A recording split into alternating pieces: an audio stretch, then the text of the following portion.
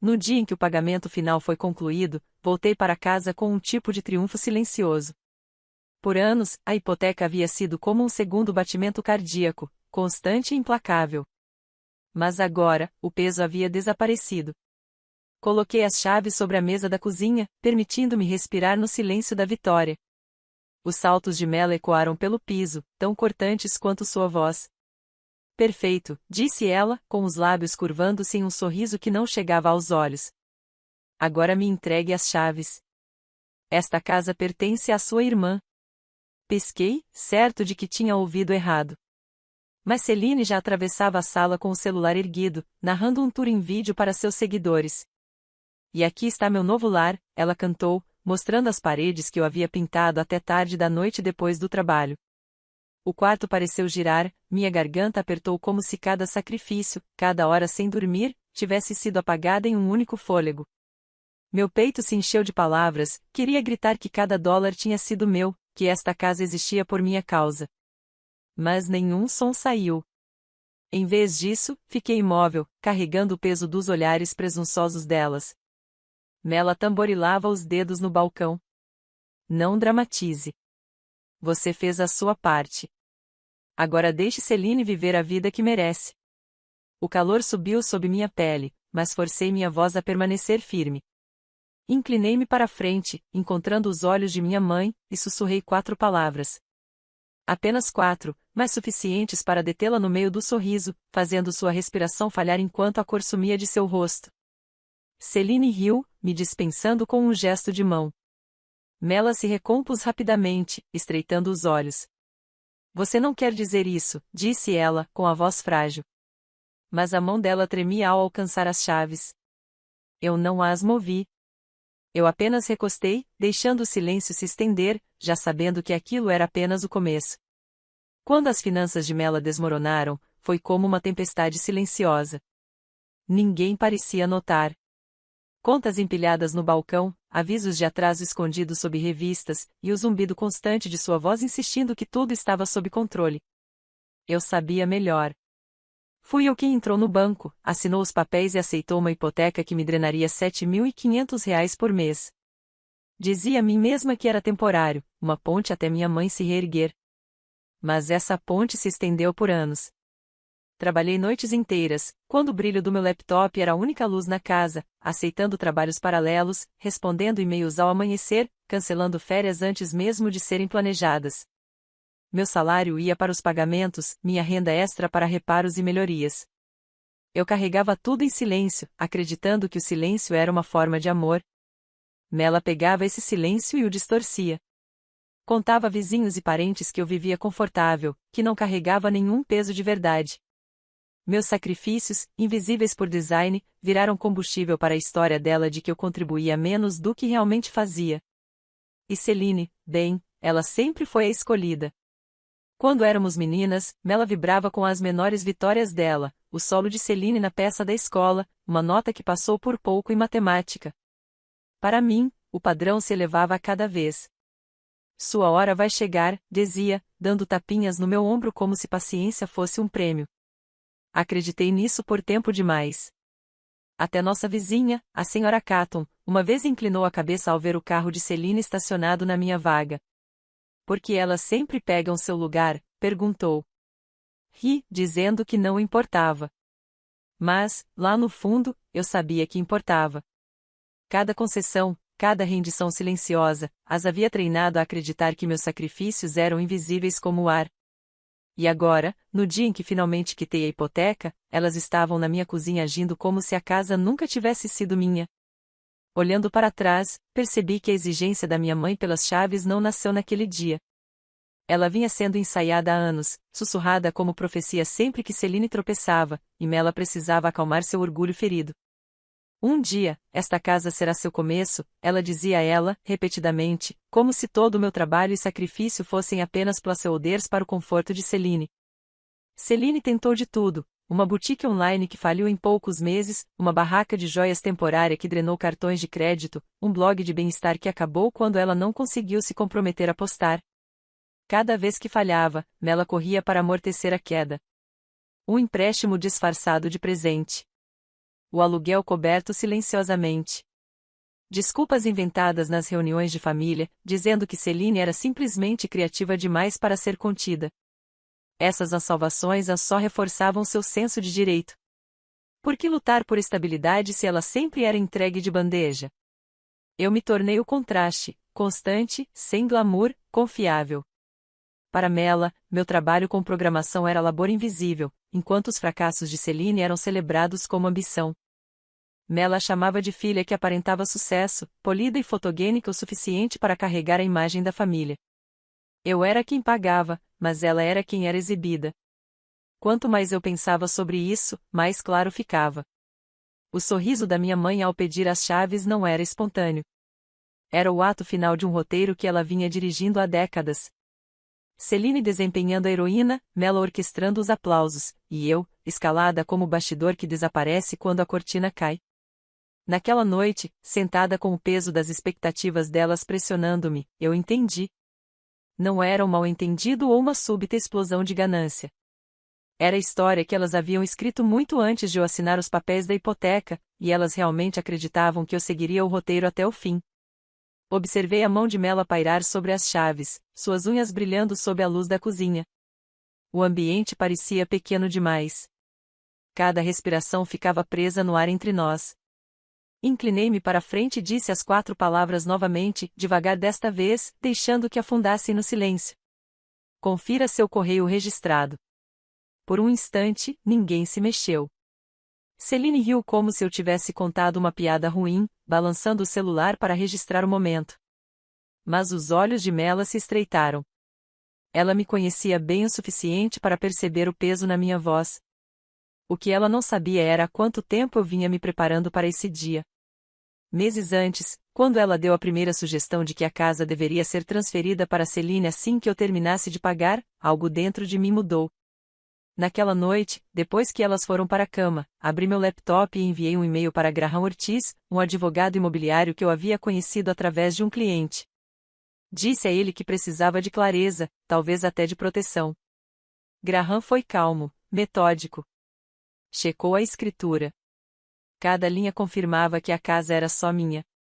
Ele me guiou por opções que a maioria das pessoas só pensa quando já é tarde demais: notificações para revogar ocupação informal, mudanças de fechaduras programadas com acompanhamento policial, ordens de proteção caso o assédio ultrapassasse os limites. No começo, parecia extremo, quase paranoico. Mas cada vez que Mela soltava outro comentário sobre o futuro de Celine na casa, eu percebia que a cautela era minha única proteção. Criamos um plano. O pagamento final da hipoteca seria o gatilho para os próximos passos. Documentos foram preparados, prontos para serem enviados.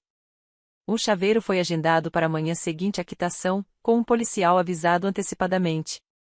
Cada medida de proteção foi colocada silenciosamente em ação. Então, quando sussurrei aquelas palavras para minha mãe, não estava blefando. Estava acionando meses de preparação cuidadosa. O mesmo silêncio que eu antes usava para manter a paz agora se tornou meu escudo. Uma página assinada de cada vez. O sorriso de Mela vacilou, sua mão recuando das chaves. Ela tentou se recompor, mas o tremor na voz atraiu. Celine revirou os olhos, convencida de que eu estava blefando. Deixei que elas acreditassem no que quisessem. Na manhã seguinte, saberiam a verdade. 2 noites depois, Mela insistiu em um jantar em família. Chamou de celebração, embora eu soubesse que era outra coisa. A sala de jantar estava lotada de tias, tios e primos, atraídos pelas promessas de um grande anúncio. Fiquei quieta na ponta da mesa, observando Mela levantar a taça com um sorriso ensaiado. Para Celine, declarou, com a voz cheia de orgulho, hoje celebramos o novo começo dela nesta casa linda. Aplausos se espalharam pela mesa, cadeiras rangendo enquanto as pessoas se inclinavam para abraçá-la, palavras transbordando de felicitações. Senti meu garfo escorregar na mão. Esta não é a casa de Celine, disse, a voz clara, mas serena. Fiz todos os pagamentos. A escritura está no meu nome. O ambiente ficou brevemente em silêncio antes que a risada de Mela cortasse o ar, viu? Sempre dramática. Não estrague o momento. Seguiram-se murmúrios de concordância, olhos se voltando para mim com desaprovação educada. Celine recostou-se, sorrindo com desdém. Relaxa, novinha. Pode dormir no sofá de alguém por um tempo. Talvez até faça bem para você. O calor subiu pelo meu corpo, mas não caí na provocação. Em vez disso, deslizei o celular por baixo da mesa, abri meu e-mail e digitei rapidamente, anexando fotos da escritura, recibos da hipoteca e os rascunhos de notificações que Graham havia ajudado a preparar. Com um único clique, as provas estavam a caminho da caixa de entrada dele. A voz de Mela subiu novamente, triunfante, enquanto me pintava de ingrata diante dos parentes. Eu a observei se deliciar com a aprovação deles, sem perceber que cada palavra era mais uma prova. Não precisava gritar para ser ouvida. O registro falava mais alto do que eu jamais conseguiria. Quando os pratos foram retirados e as risadas cessaram, soube que o palco que haviam construído para mim estava desmoronando, e eu já havia levado a peça para outro lugar. Depois do jantar, saí para o ar da noite, o peso das vozes delas ainda pressionando meu peito. Peguei o celular, passei pelas mensagens não lidas e toquei o único número que importava. Graham atendeu no segundo toque, a voz firme como sempre. É hora, disse. Ele não precisava que eu explicasse. Havíamos ensaiado este momento muitas vezes. Dentro de uma hora, um mensageiro estava agendado para entregar a notificação de revogação do direito de ocupação. Cada palavra daquele documento havia sido redigida semanas antes, assinada, autenticada e esperando o dia em que o pagamento final fosse efetuado. A casa podia parecer um campo de batalha, mas no papel era só minha. Graham confirmou o restante do plano, o horário do chaveiro logo cedo, o acompanhamento policial agendado com a delegacia local, até uma ordem de proteção temporária preparada caso Mela ou Celine tentassem forçar a entrada. Nada disso foi repentino. Era a arquitetura silenciosa da precaução, construída enquanto todos me ridicularizavam por ser cautelosa demais. Sentei-me no carro, em frente à casa, o brilho do painel iluminando o silêncio ao meu redor. Pela primeira vez em anos, meus pulmões se encheram completamente. Eu havia passado tanto tempo me curvando às expectativas delas, encolhendo-me para manter uma paz que nunca existiu. Agora o equilíbrio estava mudando. Não com gritos ou tapas na mesa, mas com páginas assinadas e uma única ligação. À meia-noite, Graham enviou uma mensagem, courrier confirmado. Os documentos estarão em mãos deles pela manhã. Li a mensagem 2 vezes, controlando a respiração. Eu não era a filha impotente que elas acreditavam que eu fosse. Eu era quem se preparou, quem viu o roteiro delas e escreveu meu próprio final. Girei a chave na ignição, dirigindo de volta para casa com calma no peito. Pela primeira vez em anos, senti o peso da escolha pressionando minhas mãos, e ele era meu para segurar. O amanhecer chegou silencioso. Sem o tilintar de pratos na cozinha, sem o zumbido da televisão na sala, sem vozes ecoando pelo corredor.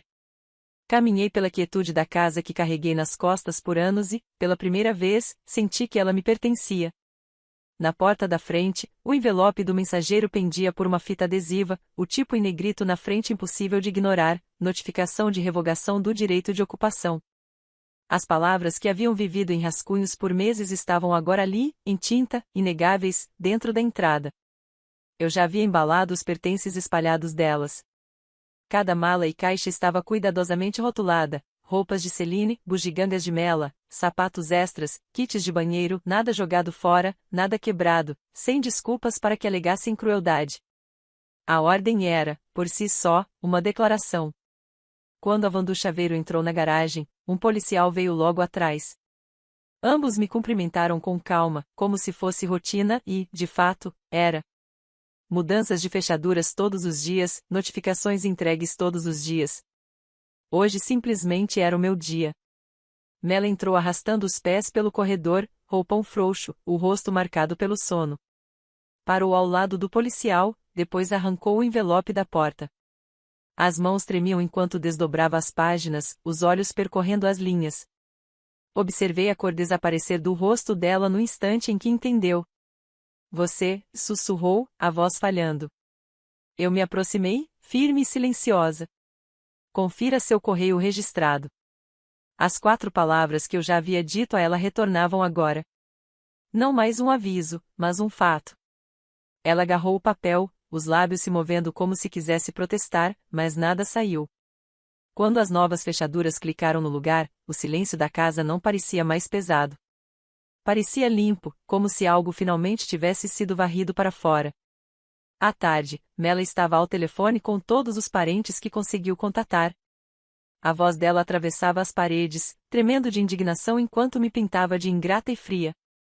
Repetia a mesma linha para qualquer um que quisesse ouvir, que eu havia roubado a casa de minha irmã. Mas as palavras circulam mais rápido do que ela esperava, e logo documentos, capturas de tela dos meus recibos de hipoteca, a escritura em meu nome e até as notificações que Graham havia preparado começaram a se espalhar discretamente pela família. Um primo me enviou mensagem diretamente dizendo: "Eu não sabia que você carregava tudo isso sozinha." Outro escreveu: "Ela tem contado uma história bem diferente." As rachaduras se espalham rápido, a versão dela perde o brilho cada vez que a verdade aparece. A fúria de Celine veio em seguida. Ela entrou na sala, agitando a notificação como se ela pudesse mudar se fosse sacudida com força suficiente. "Você me prometeu, mãe", sibilou alto bastante para eu ouvir do corredor. "Você disse que isso seria meu." Mela tentou acalmá-la, mas a raiva de Celine rompeu anos de proteção cuidadosa. A aliança dela se dobrou, depois quebrou. Com os gritos vieram as memórias, antigas traições trazidas à luz. O momento em que Mela usou minha conta poupança para cobrir um dos empreendimentos fracassados de Celine sem me pedir. A noite em que Celine anunciou a casa online como espaço para eventos para os amigos dela, me deixando lidar com estranhos batendo à minha porta. Cada concessão que engoli voltou à tona, inegável agora que as paredes ecoavam seus argumentos.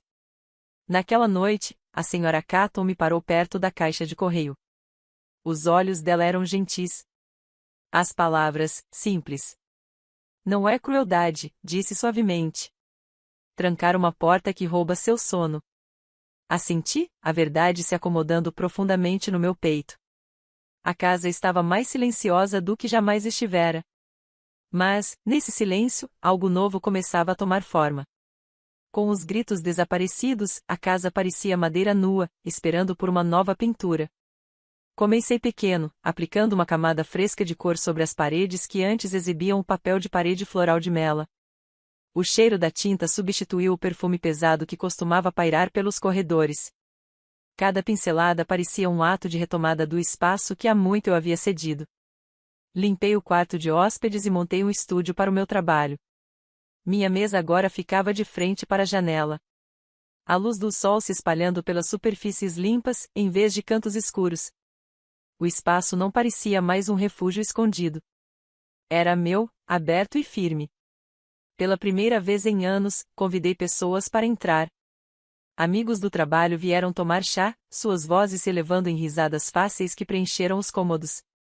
A senhora Catton também se juntou a nós, trazendo biscoitos de limão em uma bandeja, e sorriu como se tivesse esperado por esse momento mais do que eu. Os mesmos cômodos que antes ecoavam hostilidade agora vibravam com calor. Estabeleci novas regras e as mantive simples: nenhum convidado sem consentimento, nada de filmar ou postar a casa online. As regras não eram para mais ninguém. Eram para mim.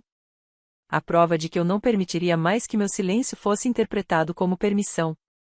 Quando Graham passou para conferir como eu estava, ele olhou as mudanças e assentiu. "Um limite é um contrato que você mantém consigo mesmo." Eu sabia, então, que aquelas paredes, recém-pintadas e respirando luz, não eram mais apenas abrigo. Eram o contorno de uma nova vida, construída segundo meus próprios termos. E, enquanto a casa se acomodava em seu novo ritmo, eu podia sentir que o teste final ainda esperava no horizonte. Não demorou para que Mela e Celine voltassem. Apareceram juntas numa tarde, sorrisos tensos, palavras ensaiadas. Mela falou primeiro, envolvendo tudo na linguagem das aparências familiares. Insistiu que precisávamos parecer unidas, que vizinhos e parentes estavam entendendo mal a situação. Celine assentiu, embora os olhos dela percorressem a casa como se ainda buscassem algum canto que pudesse reivindicar. Eu ouvi sem interromper. Então coloquei meus termos na mesa, calma, mas firme. Terapia juntas e separadas, um pedido de desculpas que nomeasse os anos de dano em vez de apenas passá-los por cima. E, acima de tudo, nenhuma menção à escritura. Nenhuma vez, nunca mais. Os rostos delas vacilaram, a performance se rachando. Esperavam o perdão entregue como mais um cheque para Celine. O que receberam, em vez disso, foi um espelho. Depois que saíram, o silêncio voltou a se instalar nas paredes. Reuni meus papéis e fui ao cartório, registrando um plano sucessório que assegurava o futuro da casa. Se alguma vez pensassem em tentar arrancar isso novamente, encontrariam ferro em vez de carne. Dirigindo para casa, senti-me mais leve. Uma casa, percebi, não passa de madeira e paredes. Pode ser construída, vendida ou perdida. Mas um lar é diferente. É o espaço onde você se recusa a negociar sua dignidade. Foi isso que construí ali, não apenas com dinheiro, mas com a escolha de parar de me encolher. Tranquei a porta naquela noite, reguei a samambaia da varanda e peguei minha bolsa para o trabalho. Atrás de mim, a casa permanecia silenciosa.